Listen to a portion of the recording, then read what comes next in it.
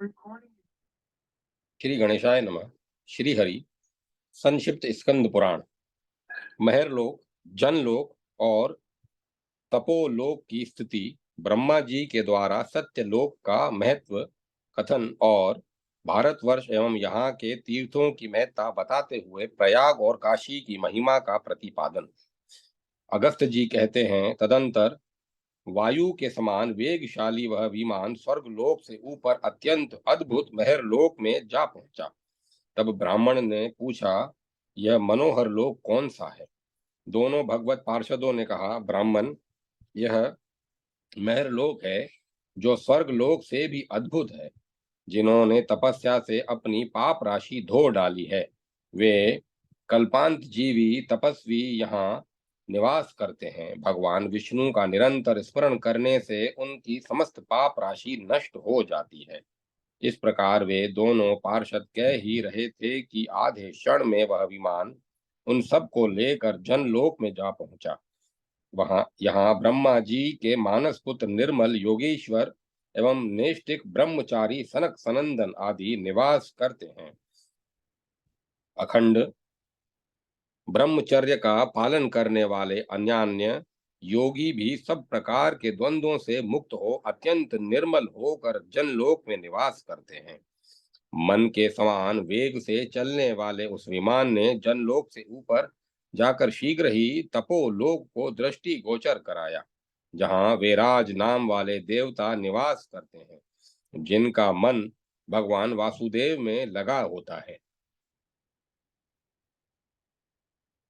जो अपने समस्त कर्म वासुदेव को समर्पित कर देते हैं तथा तपस्या द्वारा भगवान गोविंद को संतुष्ट करके जो सब प्रकार की इच्छाओं का त्याग कर चुके हैं। ऐसे जितेंद्रिय महात्मा तपोलोक में जाकर निवास करते हैं, जो तपस्याओं से अपने शरीर को कलेश देकर तप रूपी धन का संग्रह कर चुके हैं। वे ब्रह्मा जी के समान आयु वाले होकर निर्भयता पूर्वक निवास करते हैं।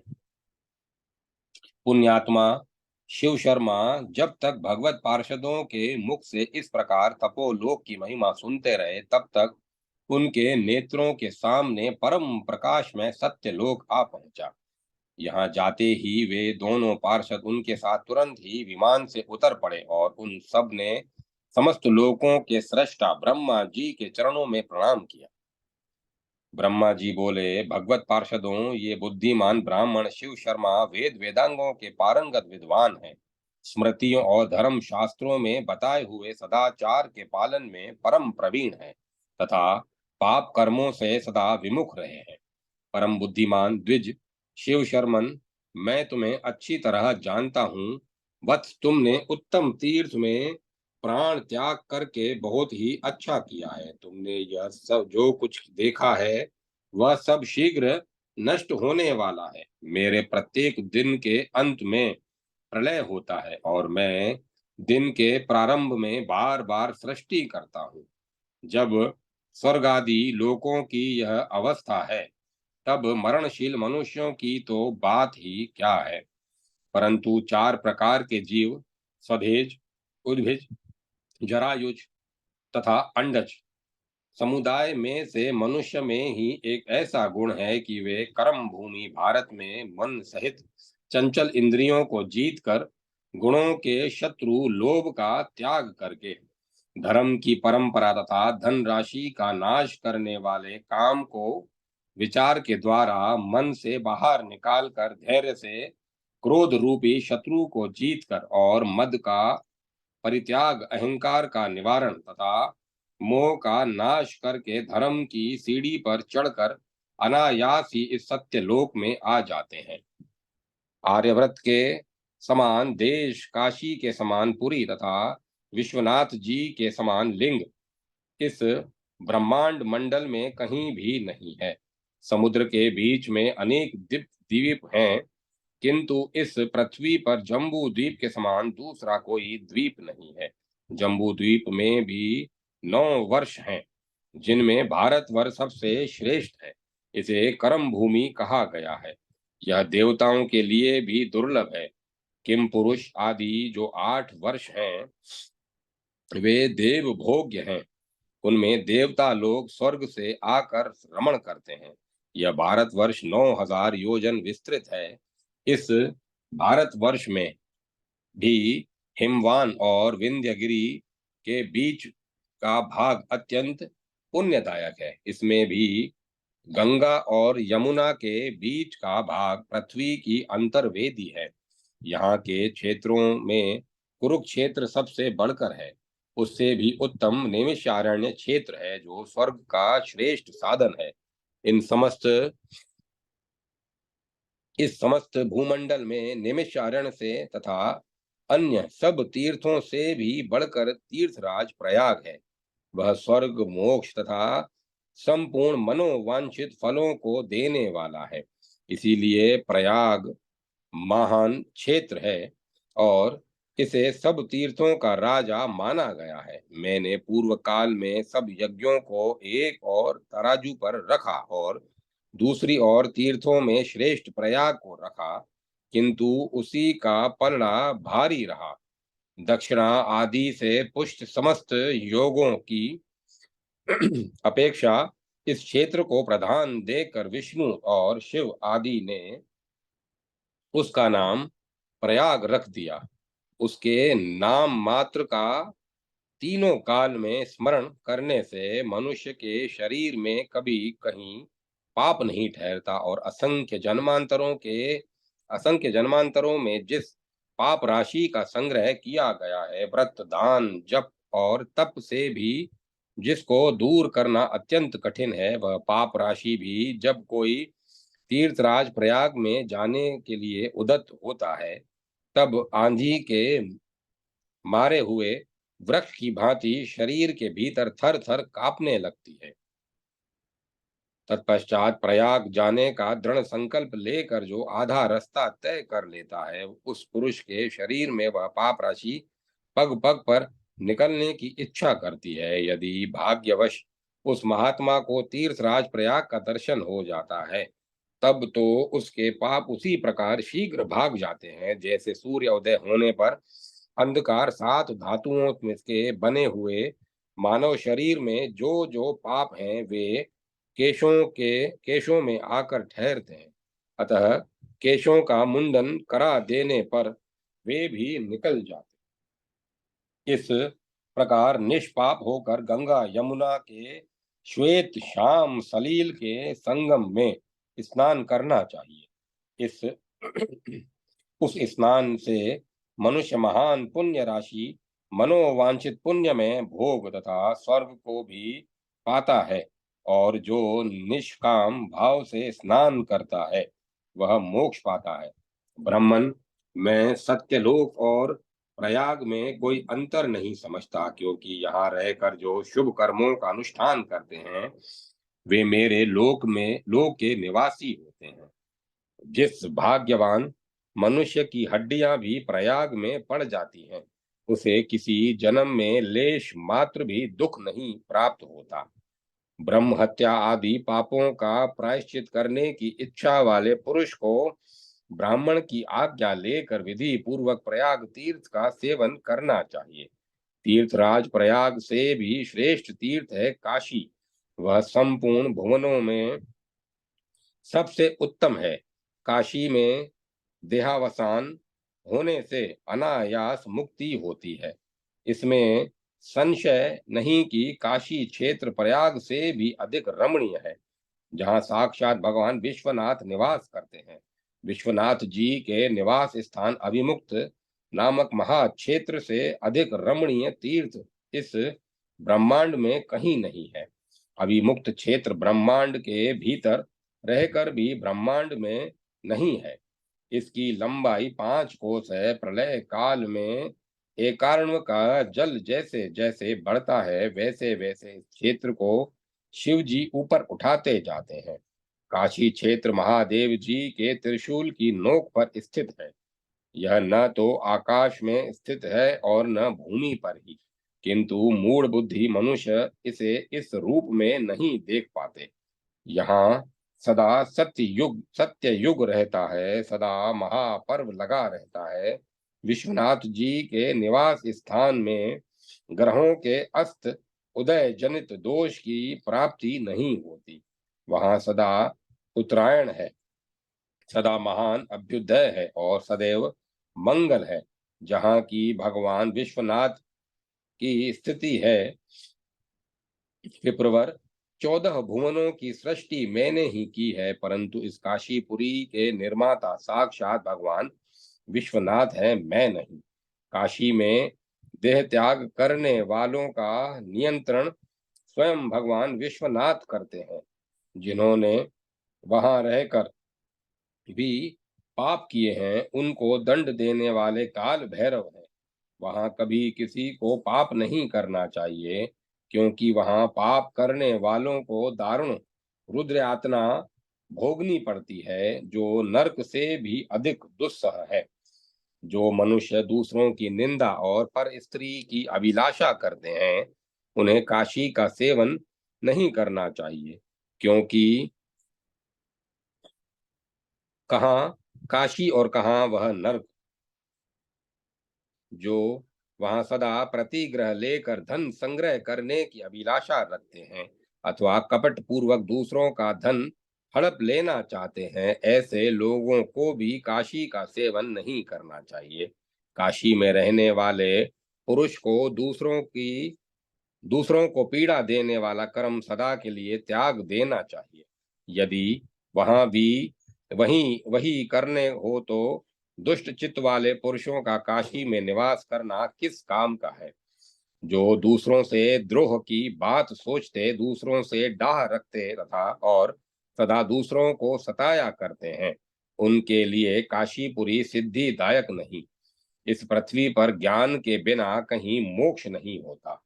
वह ज्ञान न तो चंद्रायण आदि व्रतों से प्राप्त होता है, और न उत्तम देश काल में सत्य पात्रों को विधि एवं श्रद्धा पूर्वक दिए हुए तुला पुरुष आदि मुख्य मुख्य दानों से ही मिलता है। अहिंसा, ब्रह्मचर्य आदि यमों, शोच संतोष आदि नियमों, पूजन आदि सत्कर्मों तथा शरीर को सुखाने वाली कठोर तपस्या से भी उसकी प्राप्ति नहीं होती। गुरुओं द्वारा दिए हुए महामंत्रों के जप से, स्वाध्याय से, शास्त्रोक्त विधि से, अग्निहोत्र करने से, गुरुओं की सेवा से, श्राद्ध से, देव पूजा से तथा अनेकों तीर्थों की यात्रा करने से भी उस ज्ञान की प्राप्ति नहीं होती, क्योंकि योग के बिना ज्ञान नहीं होता। गुरु उपदेश किए हुए मार्ग से निरंतर अभ्यास पूर्वक तत्वार्थ विचार करना ही योग है। उस योग में भी अनेक प्रकार के विघ्न आया करते हैं, अतः एक ही जन्म में प्राय ज्ञान की प्राप्ति नहीं होती। परंतु इस काशीपुरी में जप, तप और योग के बिना भी एक ही जन्म में कल्याण की प्राप्ति हो जाती है। द्विज श्रेष्ठ, तुमने शुद्ध बुद्धि से काशी तीर्थ में जो कल्याणकारी पुण्य का उपार्जन किया है, उसका भारी फल महान है। भगवत पार्षदों के सामने ही इस प्रकार कहकर ब्रह्मा जी मौन हो गए, और महामना शिव शर्मा भी बहुत प्रसन्न। ओम नमः शिवाय, ओम नमः शिवाय, ओम नमः शिवाय। वैकुंठ और कैलाश की स्थिति तथा शिव और विष्णु की अभियंता एवं महत्ता का निरूपण।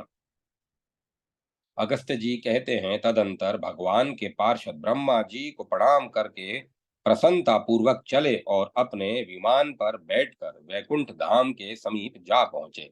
सत्यलोक में जाते हुए शिव शर्मा ने पुनः पूछा, भगवत पार्षदों, अब हम लोग कितनी दूर आए हैं और अभी कितनी दूर और चलना है।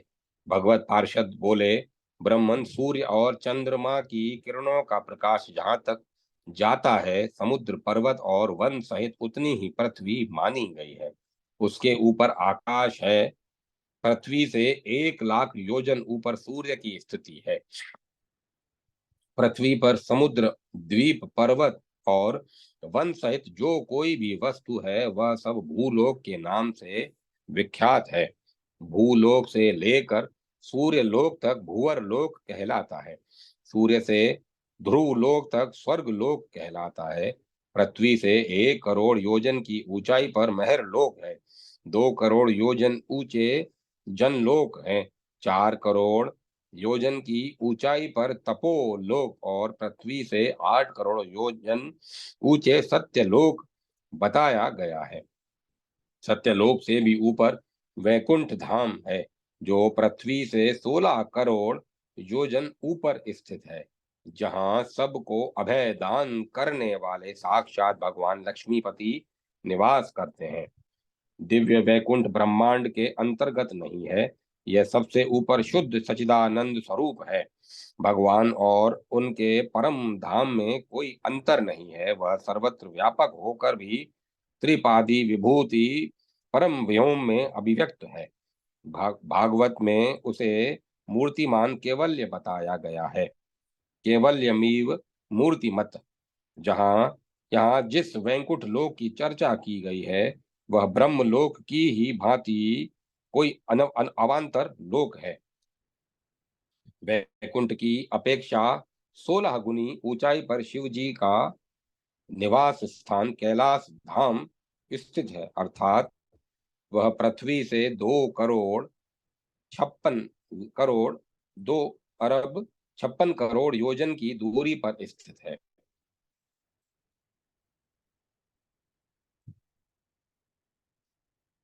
जहाँ गिरिराज नंदिनी उमा, गणेश जी, कार्तिकेय जी तथा नंदी आदि के साथ कल्याण स्वरूप भगवान विश्वनाथ विराजमान है।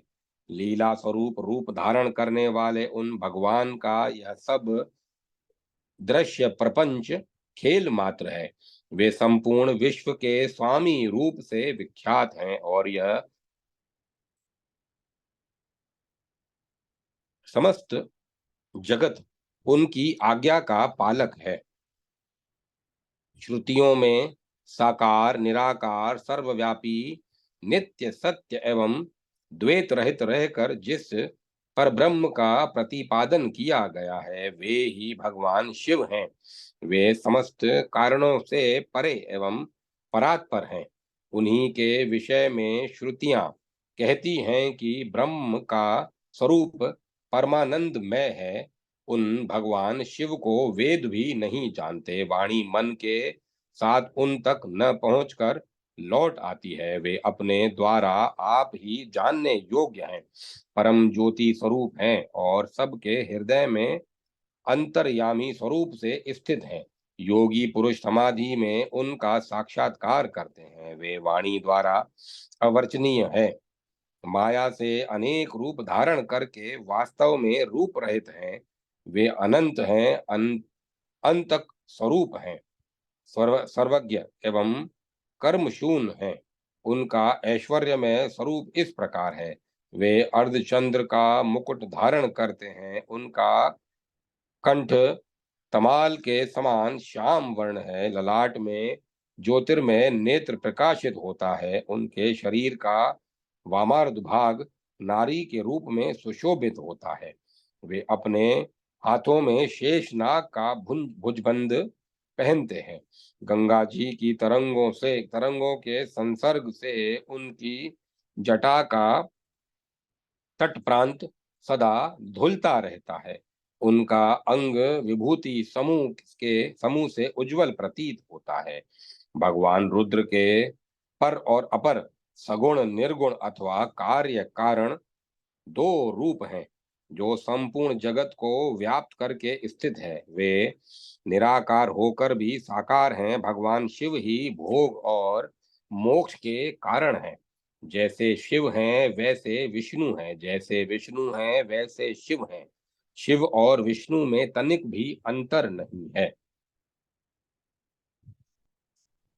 भगवान विष्णु शांग्र धनुष एवं कुमोद की गदा धारण करके संपूर्ण त्रिलोकी का शासन करते हैं और साधु पुरुषों की रक्षा के लिए दानवों का विनाश करते हैं। शिव शर्मन, अब तुम भगवान विष्णु के लोक में निवास करो। अगस्त जी कहते हैं, प्रिय लोपा मुद्रे, इस प्रकार शिव शर्मा ब्राह्मण मोक्ष पद को प्राप्त हुए। जो इस पुण्यमय उपाख्यान को सुनता है, वह सब पापों से मुक्त हो उत्तम ज्ञान को प्राप्त होता है। ओम नमः शिवाय। ओम नमः शिवाय। ओम नमः शिवाय। अगस्त्य जी का श्री शैल पर कार्तिकेय जी की सेवा में जाना और उनके मुख से काशी की महिमा श्रवण करना। व्यास जी कहते हैं, सुत, इस प्रकार काशी की महिमा सुनाते हुए अगस्त्य जी ने अपनी पत्नी के साथ श्री पर्वत की परिक्रमा करने के पश्चात कार्तिकेय जी के सुंदर एवं विशाल वन को देखा।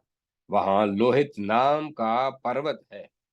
इस उस पर्वत के समीप मुनि श्रेष्ठ अगस्त्य ने अपनी पत्नी के साथ 6 मुखों वाले साक्षात कार्तिकेय जी का दर्शन किया और पृथ्वी पर दंड की भांति पड़कर उन्हें साष्टांग प्रणाम किया। तत्पश्चात हाथ जोड़कर वैदिक सूक्तों तथा अपने बनाए हुए स्तोत्र द्वारा उनकी स्तुति की। स्तुति के पश्चात नमो नमः कहते हुए कार्तिकेय जी की 2-3 बार परिक्रमा करके उनके द्वारा बैठने की आज्ञा मिलने पर वे अनेक उनके सामने बैठे। तब कार्तिकेय जी ने कहा, देवताओं के मुख्य सहायक मुनिवर अगस्त्य जी, कुशल तो है ना? आप यहाँ आए हैं, यह मुझे मालूम हो गया था। विंध्याचल पर्वत ऊंचा उठ गया था, उसका भी मुझे पता है। वास्तव में कुशल तो अभिमुक्त नामक महाक्षेत्र में ही है, जो भगवान त्रिलोचन द्वारा सुरक्षित है और जहाँ साक्षात भगवान शिव मरे हुए प्राणियों को मोक्ष दान करते हैं। भूलोक, भूवरलोक और स्वरलोक में अथवा पाताल में या महरलोक आदि ऊपर के लोकों में भी मैंने वैसा उत्तम क्षेत्र कहीं नहीं देखा। मुने, यद्यपि मैं अकेला ही सर्वत्र विचरता रहता हूँ, तथापि काशी क्षेत्र की प्राप्ति के लिए यहाँ तपस्या करता हूँ, किंतु आज तक मेरा मनोरथ सफल नहीं हुआ। पुण्यदान, जप, तप तथा नाना प्रकार के यज्ञों द्वारा काशी क्षेत्र मिलने वाला नहीं है। उसकी प्राप्ति तो केवल श्री महादेव जी के अनुग्रह से होती है। अत्यंत दुर्लभ काशीपुरी का निवास केवल ईश्वर के अनुग्रह से ही सुलभ है। शरीर प्रतिदिन बूढ़ा होता जाता है, इंद्रियां जरा जर्जर हो रही हैं और आयु रूपी मृग को मृत्यु रूपी शिकारी अपना निशाना बनाना ही चाहता है। ऐसी दशा में संपत्ति को विपत्ति जानकर और आयु को विद्युत के समान चपल मानकर मनुष्य काशीपुरी का भली भांति सेवन करे। जब तक जीवन का अंत न हो जाए तब तक काशी न छोड़े। अहो, बुढ़ापा निकट आ गया है, रोग अत्यंत पीड़ा दे रहे हैं, तथापि नाना प्रकार की चेष्टाओं में लगा हुआ देहधारी जीव काशी का सेवन करना नहीं चाहता। अर्थोपार्जन का उपाय किए बिना भी धन प्राप्त हो सकता है, यह एक निश्चित बात है। अतः धन की चिंता छोड़कर एकमात्र धर्म की शरण ले। धर्म से स्वर्ग भी सुलभ है, परंतु एक काशीपुरी अत्यंत दुर्लभ है।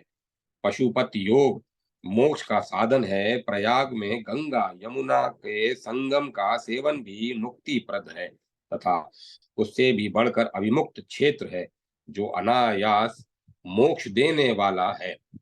प्रतिदिन अविच्छिन्न रूप से वेदों का पाठ, मंत्रों का जप, अग्निहोत्र, दान, अनेक प्रकार के यज्ञ, देवताओं की उपासना, त्रिरात्र अथवा पंचरात आदि आग मुक्त विधि से आराधना, सांख्य योग और श्री विष्णु की आराधना, ये सभी श्रेष्ठ कर्म मोक्ष के साधन बताए गए हैं। अयोध्या, मथुरा आदि पुरियां भी मरे हुए जीवों को मोक्ष देने वाली बताई गई हैं। ये सभी केवल्य मोक्ष के साधन हैं, इनमें इसमें संदेह नहीं। अन्य तीर्थ काशी की प्राप्ति कराते हैं और काशी को प्राप्त होकर मनुष्य मुक्त हो जाता है। इसीलिए यह पवित्र क्षेत्र इस ब्रह्मांड मंडल में भगवान विश्वनाथ को सदा प्रिय है। सुहृत, मैं तो काशी से आने वाली वायु का भी स्पर्श चाहता हूँ। तुम तो साक्षात काशी में रहकर आए हो। जो जितेंद्रिय होकर दिन रात भी काशी में निवास करते हैं, उनकी चरण धूलि का स्पर्श अवश्य ही पवित्र कर देता है। तुम तो यह वहां के निवासी ही थे, अतः तुम्हारे लिए क्या कहना है। यूं कहकर कार्तिकेय जी ने अगस्त्य मुनि के सब अंगों का स्पर्श किया और ऐसा करके उन्होंने अमृत के सरोवर में स्नान करने का सुख पाया। तत्पश्चात जय विश्वनाथ, जय विश्वनाथ, जय विश्वनाथ ऐसा कहकर उन्होंने अपने दोनों नेत्र बंद कर लिए और एक क्षण तक भगवान शिव के अनिर्वचनीय स्वरूप का ध्यान किया। ध्यान से निवृत्त होने पर उनसे अगस्त्य जी ने पूछा, स्वामिन, आप मुझसे काशी की महिमा कहिए, वह क्षेत्र मुझे बहुत प्रिय है। स्कंद बोले, अगस्त्य जी, काशी क्षेत्र इस लोक में अत्यंत गोपनीय बताया गया है। वहां सब प्रकार की सिद्धि सन्निकट है, क्योंकि उसमें साक्षात परमेश्वर सदा निवास करते हैं। काशी क्षेत्र आकाश में स्थित है, वह इस लोक इस वह इस भूलोक से संलग्न नहीं है, किंतु इस बात को केवल योगी जन देख पाते हैं, अयोगी नहीं। जो पल भर भी अविमुक्त क्षेत्र के प्रति अतिशय भक्ति भाव धारण करता है, उसने अब मानो ब्रह्मचर्य पालन पूर्वक बड़ी भारी तपस्या कर ली। उसके उसके द्वारा विशिव संबंधी संपूर्ण दिव्य व्रतों का पालन हो जाता है। जो एक वर्ष तक काशी में क्रोध को जीतकर इंद्रिय संयम पूर्वक रहता है, दूसरों के धन से अपने शरीर का पोषण न करके पराये अन्न का परित्याग करता है, पर निंदा से बचता है और प्रतिदिन कुछ न कुछ दान करता रहता है, उसके पूर्व जन्म में सहस्त्रों वर्षों तक बड़ी भारी तपस्या की है, उसने पूर्व जन्म में सहस्त्र वर्षों तक बड़ी भारी तपस्या की है, ऐसा मानना चाहिए। जो काशी क्षेत्र के महात्म्य को जानने वाला मनुष्य जीवन भर काशी वास करता है, वह जन्म मृत्यु का भय छोड़कर परम गति को प्राप्त होता है। जो मृत्यु पर्यंत काशी का परित्याग नहीं करता, उसकी केवल ब्रह्म हत्या ही नहीं दूर होती, अविद्या भी दूर हो जाती है। जो अन्य चित्त होकर काशी क्षेत्र को नहीं छोड़ता, वह जरा मृत्यु तथा गर्भवास के अत्यंत दुस्सह दुख को त्याग देता है। जो बुद्धिमान मानव इस पृथ्वी पर फिर जन्म लेना नहीं चाहता, वह देवताओं तथा ऋषियों द्वारा सेवित काशी क्षेत्र का कभी त्याग न करे। अनंत अंत काल में वात से पीड़ित हुए मनुष्य के मर्म स्थान जब विदीर्ण होने लगते हैं, उस समय वह अपनी सुध बुध खो बैठता है। इसी समय साक्षात भगवान विश्वनाथ प्राण त्याग काल में उपस्थित हो उस मुर्मुष मुर्मुषु जीव को तारक मंत्र का उपदेश देते हैं, जिससे वह शिव स्वरूप हो जाता है। अतः अतिशय पापों से भरे हुए इस मानव शरीर को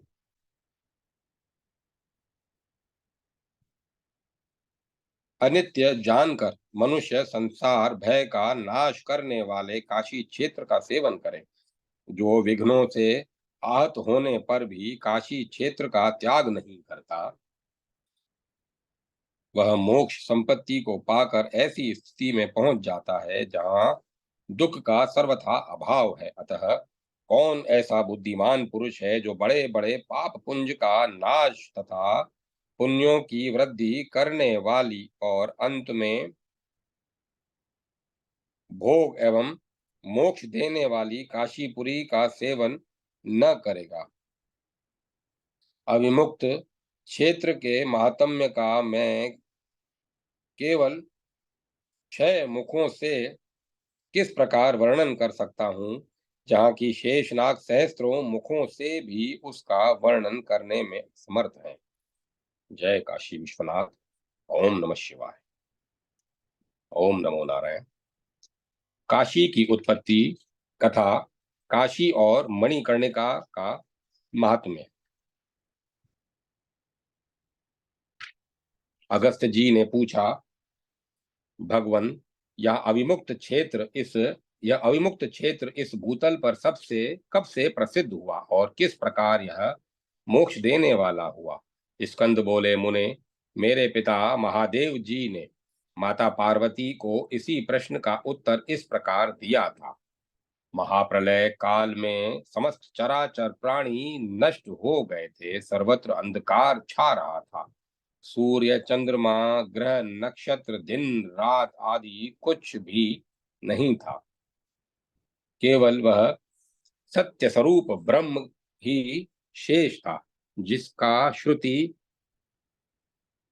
एवमा द्वितीयम कहकर वर्णन करती है। वह मन और वाणी का विषय नहीं है। उसका न कोई नाम है न रूप।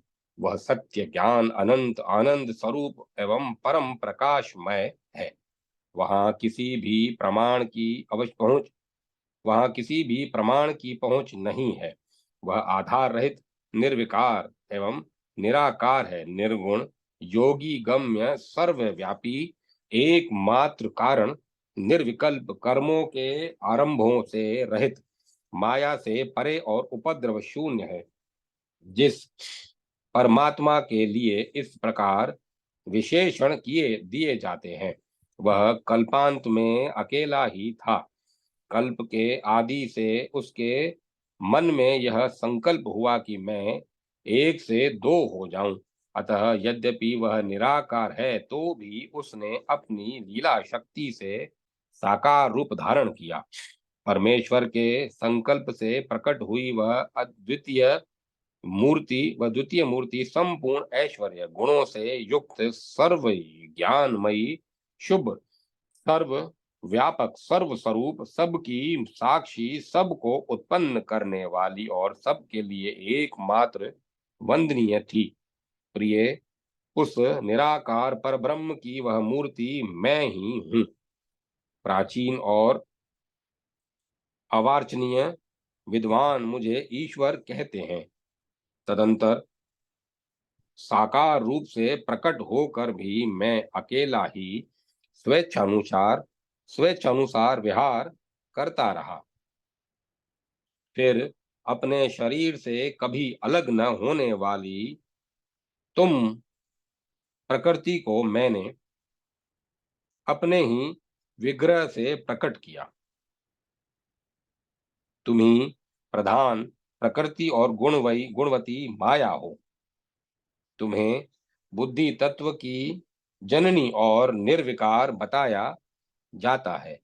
फिर मैं ही समय फिर एक ही समय मुझ काल स्वरूप आदि पुरुष ने तुम शक्ति के साथ इस काशी क्षेत्र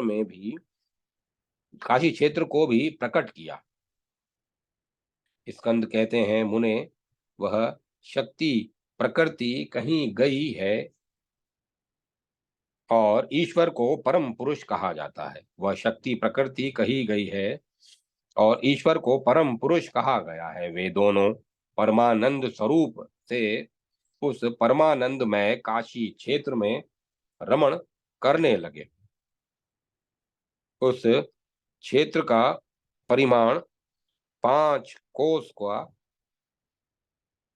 बताया गया है। मुने, प्रलय काल में भी उन दोनों शिव मूर्ति ने उस क्षेत्र का कभी त्याग नहीं किया। इसीलिए उसे अविमुक्त क्षेत्र कहते हैं। जब उस भूमंडल जब यह भूमंडल नहीं रहता और जब जल की भी सत्ता नहीं रह जाती, उस समय अपने विहार के लिए जगदीश्वर शिव ने इस क्षेत्र का निर्माण किया। कुंभज, काशी क्षेत्र के इस रहस्य को कोई भी नहीं जानता। यह काशी क्षेत्र भगवान शिव के आनंद का हेतु है।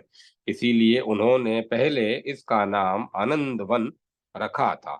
इस आनंद कानन में इधर उधर जो संपूर्ण शिवलिंग है, उन्हें आनंद कंद के बीजों के अंकुर की भांति जानना चाहिए। तदंतर भगवान शिव ने सच्चिदानंद स्वरूपिणी जगदम्बा के साथ अपने बाएं अंग में अमृत की वर्षा करने वाली दृष्टि डाली।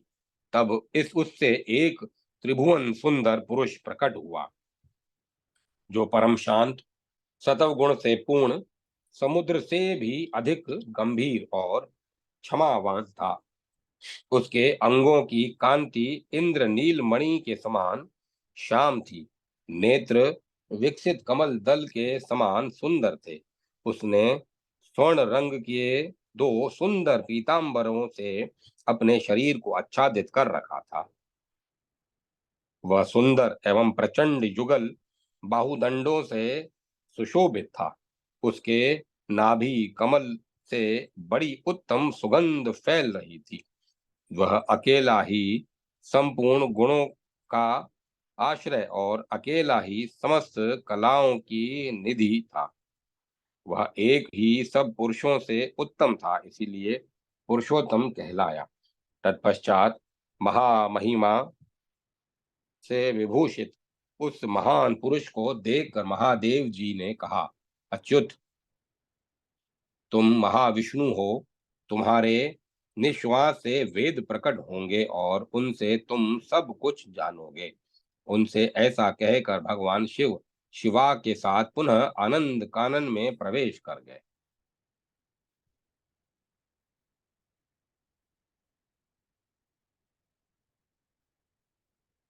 तत्पश्चात भगवान विष्णु ने क्षण भर ध्यान में तत्पर हो तपस्या में ही मन लगाया। उन्होंने अपने चक्र से एक सुंदर पुष्करणी खोद कर उसे अपने शरीर के पसीने के जल से भर दिया। फिर उसी के किनारे घोर तपस्या की। तब शिव जी पार्वती जी के साथ वहां प्रकट हुए और बोले, महाविष्णु, वर मांगो। श्री विष्णु बोले, देव देव महेश्वर, यदि आप प्रसन्न हैं तो मैं सदा भवानी सहित आपका दर्शन करना चाहता हूँ। भगवान शिव बोले, एवमस्तु जनार्दन, इस स्थान पर मेरी मणि जड़ित कर्णिका, मणि में कुंडल गिर पड़ी है, इसीलिए इस तीर्थ का नाम मणिकर्णिका हो। श्री विष्णु ने कहा, प्रभु, यहाँ मुक्ता में कुंडल गिरने से यह उत्तम तीर्थ मुक्ति का प्रधान क्षेत्र हो। यहाँ शिव स्वरूप अनिर्वचनीय ज्योति प्रकाशित होती है, इसीलिए इसका नाम, दूसरा नाम काशी प्रसिद्ध हो।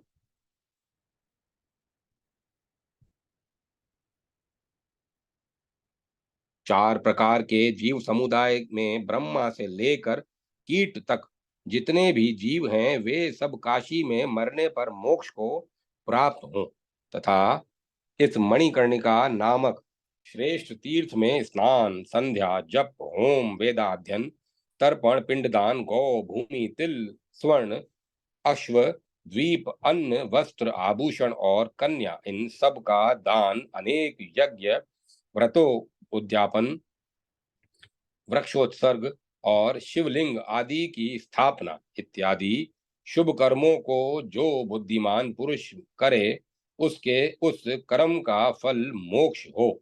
जो है, जो होगा और जो हो चुका है, उन सब से यह क्षेत्र अधिक एवं शुभोदयकारी हो। काशी का नाम लेने वाले लोगों के भी पाप का सदा ही श्रेय हो। श्री महादेव जी बोले, महाबाहु विष्णु, तुम नाना प्रकार की यथा योग्य सृष्टि करो और जो पाप के मार्ग पर चलने वाले दुष्ट आत्मा हैं, उनका संहार करने के कारण बनो। यहाँ 5-5 कोस का लंबा चौड़ा क्षेत्र काशी धाम मुझे बहुत प्रिय है। यहाँ केवल मेरी आज्ञा चल सकती है, यमराज आदि दूसरों की नहीं। अभिमुक्त क्षेत्र में निवास करने वाले पापी पुरुषों का भी मैं ही शासक हूँ, दूसरा नहीं। काशी से 100 योजन दूर रहकर भी जो इस क्षेत्र का मन ही मन स्मरण करता है, वह पापों से पीड़ित नहीं होता। काशी में पहुंचकर मनुष्य उसके पुण्य से मोक्ष पद का भागी होता है। जो मन इंद्रियों को वश में रखकर काशी में बहुत समय तक निवास करके भी देव योग से अन्यत्र मृत्यु वह देव योग से अन्यत्र मृत्यु को प्राप्त होता है, वह भी स्वर्गीय सुख भोग कर अंत में काशी को प्राप्त हो मोक्ष संपत्ति को पा लेता है। जो मनुष्य विश्वनाथ की प्रसन्नता के लिए काशी में न्याय पूर्वक धन देता है अथवा निधन मृत्यु को प्राप्त होता है, वह धन्य है और वही धर्म का ज्ञाता है। 5 कोस का लंबा चौड़ा संपूर्ण अभिमुक्त क्षेत्र विश्वनाथ नाम से प्रसिद्ध एक ज्योतिर्लिंग स्वरूप है, ऐसा जानना चाहिए। जैसे आकाश में एक देश में स्थित होने पर भी सर्वगत सूर्य मंडल सबको दिखाई देता है, उसी प्रकार विश्वनाथ केवल काशी में स्थित होकर भी सर्वव्यापी होने के कारण सर्वत्र उपलब्ध होते हैं। जो क्षेत्र की महिमा को नहीं जानता, जिसमें श्रद्धा का सर्वथा अभाव है, वह भी यदि समय अनुसार काशी में प्रवेश कर गया तो निष्पाप हो जाता है, और यदि वहां उसकी मृत्यु हो गई तो वह भी मोक्ष प्राप्त कर लेता है। काशी में पाप करके भी मनुष्य यदि काशी में ही मर जाए तो पहले रुद्र पिशाच होकर वह पुनः मुक्ति को प्राप्त कर लेगा। इस शरीर को नाशवान जानकर और गर्भवास के समान होने वाली वेदना को याद करके धन धान्य से संपन्न राज्य को भी त्याग कर निरंतर काशीपुरी का सेवन करना चाहिए। अभी मैं नौजवान हूँ, अभी मेरी मृत्यु बहुत दूर है, ऐसी बात चित्त में कभी नहीं लानी चाहिए। वृद्धावस्था को प्राप्त होने के पहले ही पुरानी झोपड़ी की तरह अपने तुच्छ ग्रह को त्याग कर शीघ्र शंकर जी की पूरी काशी की यात्रा करनी चाहिए। ओम नमः शिवाय। जय काशी विश्वनाथ। ओम नमो नारायण। ओम नमो भगवते वासुदेवाय। ओम तत्सत। ओम तत्सत। ओम तत्सत। अब कथा को विराम देते हैं।